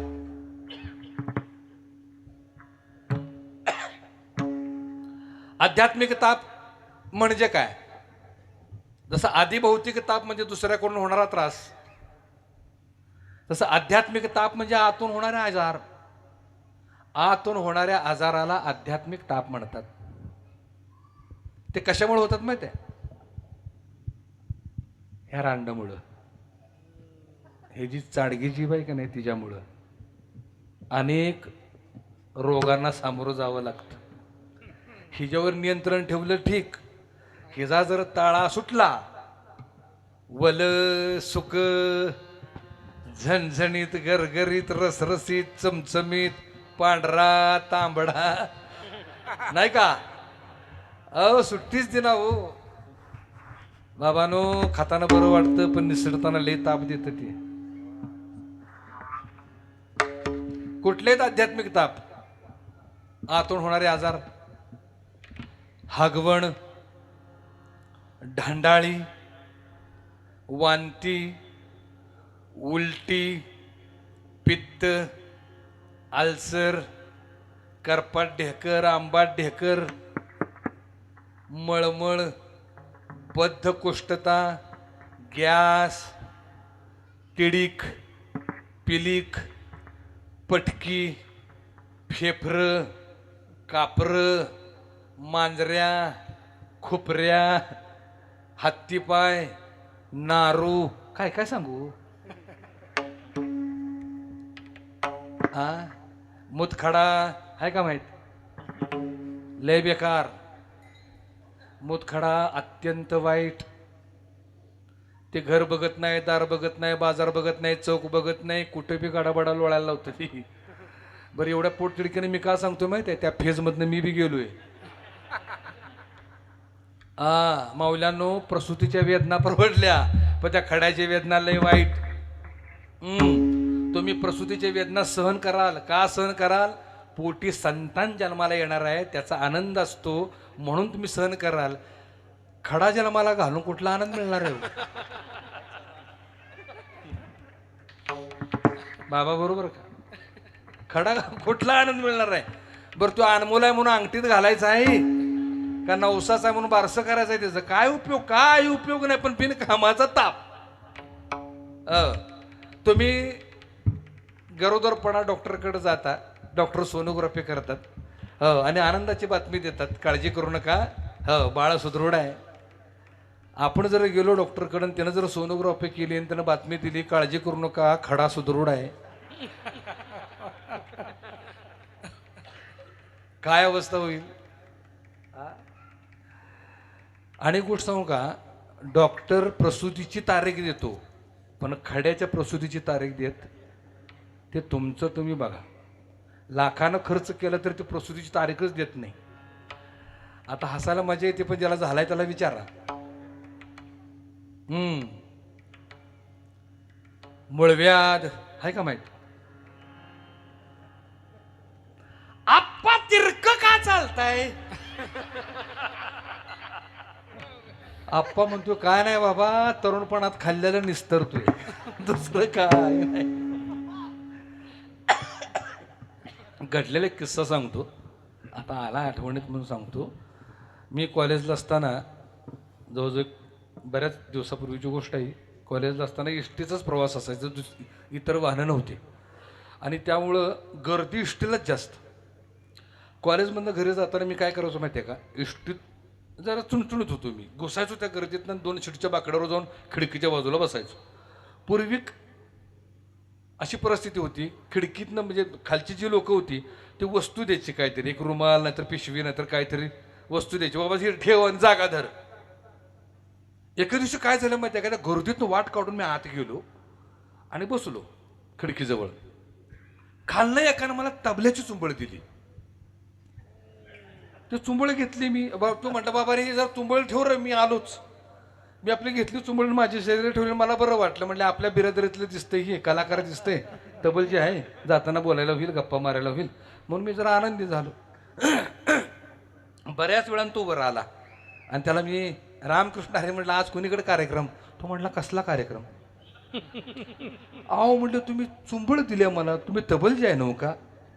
तो म्हटला कशाचा तबलजी बाबा, आयुष्याचा तबला झालाय. काय झालं काय? चुंबळीशिवाय बसायलाच येत नाही.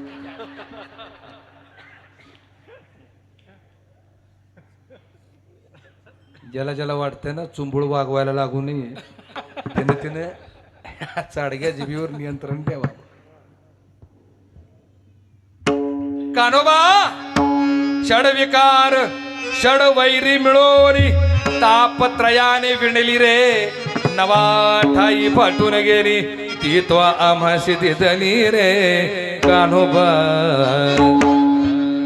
तिसऱ्या चरणात ज्ञानोबर आहे, तुम्हा आम्हाला हो खूप सुंदर आश्वासित करतात, काळजी करू नका. परमात्म्याला जी मिळालेली घोंगडी आहे त्याचं वर्णन पहिल्या चरणात केलं, तुम्हा आम्हाला मिळालेल्या घोंगडीचं वर्णन दुसऱ्या चरणात केलं आणि तिसऱ्या चरणात सांगताना सांगतात ऋषीमुनी ध्याता मुखी नाम गाता संदेह वृत्ती नुरली रे, बाप रकुमा देवी बरु विठ्ठले तत्वपदी वृत्ती मुरली रे, कानोबा तुझी घोंगडी चांगली, आम्हासी का दिली वांगली रे. आता तिसऱ्या चरणाचा अर्थ सांगत असताना थोडंसं गांभीर्यानं घ्या, कारण अत्यंत महत्वाचा विषय आहे. तिसऱ्या चरणामध्ये ज्ञानोबा तुम्हाला सांगतात, बाबा रे, जसं तुम्हाला ही घोंगडी मिळाली, नाशिवंत जर्जर दुःखी त्रिविध तापाने विणलेली, ही जशी तुम्हाला मिळाली, हीच घोंगडी संत महात्म्यांना ऋषी मुनींना मिळाली. काय फरक आहे का त्यांचं? काहीच नाही. जसं आम्हाला हे शरीर मिळाले, तेच शरीर त्यांनाही मिळालंय. पण त्यांचं टेक्निक काय माहित आहे? त्यांचं टेक्निक एक आहे. हे जे घोंगड, हे जे वापरलेलं आहे, लक्षात आलं का? हे कशासाठी वापरलेलं आहे? त्याच्या प्राप्ती करता. त्याची प्राप्ती झाली या घोंगड्याच्या माध्यमातनं की जशीच्या तशी त्याला परत द्यावी. जशीची तशी त्याला. हे आपलं आहे का हो? आपलं आहे का? जर आपलं असतं, काय सांगावं, बजबज माजली असती. हे आपलं नाही आहे. देह हे भूमिका लक्षात ठेवा. हे आपलं नाही. मग काही कारणासाठी उपयोगात आणण्यासाठी घेतलेला आहे. याचा उपयोग झाला की ज्याचं त्याला परत करावं. संत कबीराने आपल्या दोह्यामध्ये ज्याचं त्याला कसं परत करावं किती वर्णन सुंदर केले बघा. कबीरा जब हम पैदा हुए जग हंसे हम रोए, ऐसी करनी कर चलो हम हंसे जग रोए. चदरिया चदरिया जीनी रे जीनी, राम नाम चदरिया जीनी रे जीनी, जीनी रे जीनी. राम नाम रस बीनी चदरिया जीनी रे जीनी जीनी जीनी जीनी. हे राम नाम रस बीनी चदरिया जीनी रे जीनी. राम नाम रस बीनी चदरिया जीनी रे जीनी. राम नाम रस बीनी चदरिया जीनी रे जीनी. अष्टकमल का चरखा बनायो पांच तत्व की भूमि. अष्टकमल का चरखा बनाया पांच तत्व की भूमि. 9-10 मास पुनन को लागे, 9-10 मास पुनन को लागे. दिन दिन मैली कीनी चदरिया जीनी रे जीनी. राम नाम रस बीनी चदरिया जीनी रे जीनी. गृह प्रल्हाद सुदामाने.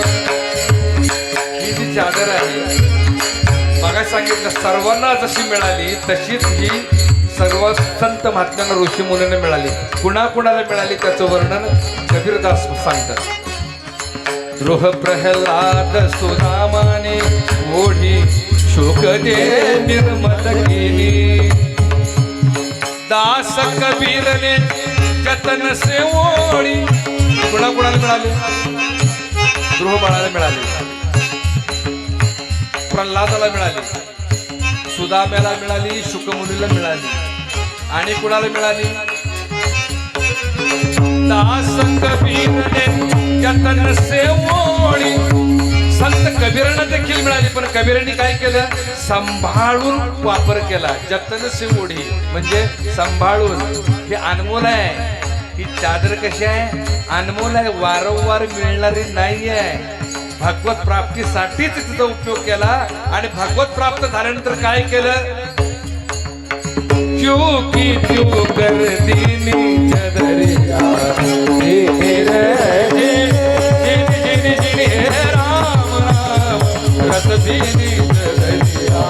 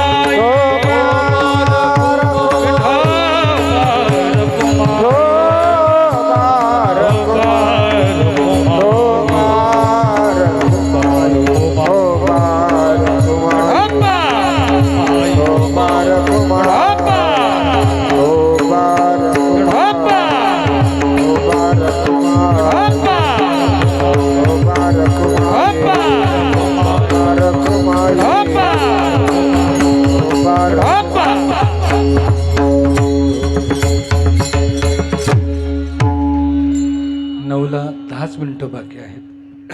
5 मिनिटात सारांश सांगतो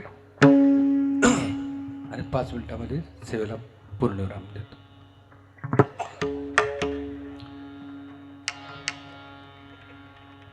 परमार्थ करत असताना हारणं म्हणजे काय?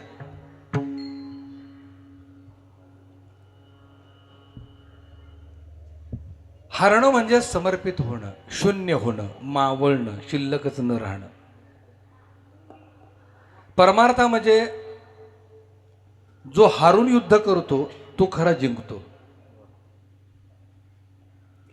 बाजीगर चित्रपट होऊन गेला, त्यामध्ये एक फेमस डायलॉग आहे बघा, हार कर जितने वालों को बाजीगर कहते हैं. तसं परमार्थामध्ये भगवंताला जिंकण्यासाठी साधकानं हारलं पाहिजे. शिष्यत्व स्वीकारणं, शिष्यत्व प्राप्त करणं म्हणजे नेमकं काय? शिष्यत्व ही सोपी गोष्ट नाही आहे. शिष्यत्व प्राप्त करणं म्हणजे सर्वस्व त्यागण्याचं सामर्थ्य आपलं अंगी बाळगणं, याला म्हणतात शिष्यत्व. शिष्य जर काही घेऊन गेला तर त्याचा काही उपयोग नसतो. शिष्य होणं खूप अवघड आहे, गुरु होणं खूप सोपं आहे. माझं बोलणं लक्षात ठेवा, गुरु होणं खूप सोपं आहे, पण शिष्य होणं खूप अवघड आहे. शिष्य होण्यासाठी जे आपल्या जवळ आहे ते सगळं टाकून द्यावं लागतं आणि अनन्यतेनं शरण जावं लागतं. हो, गुरु काय कोणी बी होईल, सल्ला दिला की झाला गुरु. सल्ला देणारे भरपूर आहेत, हो, आणि सगळ्यात जास्त मिळणारी एकच गोष्ट आहे, ती म्हणजे सल्ला. माझं बोलणं ते म्हणजे सगळ्यात जास्त मिळणारी गोष्ट म्हणजे सल्ला. हो, आणि सगळ्यात जी गोष्ट घेतली जात नाही ती म्हणजे सल्लाच. घेतं का कोण सल्ला? सल्ला द्यायला सगळे तयार आहेत, पण सल्ला घ्यायला कोण तयार नाही. भूमिका लक्षात ठेवा. असो, तो भाग वेगळा आहे. माझी भूमिका लक्षात ठेवा. शिष्यत्व प्राप्त करणं म्हणजे हारणं, लक्षात आलं का? आणि सर्वस्व अर्पण करणं. एकच छोटासा 2 मिनिटाचा दृष्टांत सांगतो. समुद्र विस्तारलेला आहे, प्रचंड मोठा समुद्र आहे. त्या समुद्राच्या तळाला अनमोल मोती आहेत, पण त्या समुद्राच्या तळाला असल्यामुळं माणसाला काढता येत नाही. मग आता काय करायचं?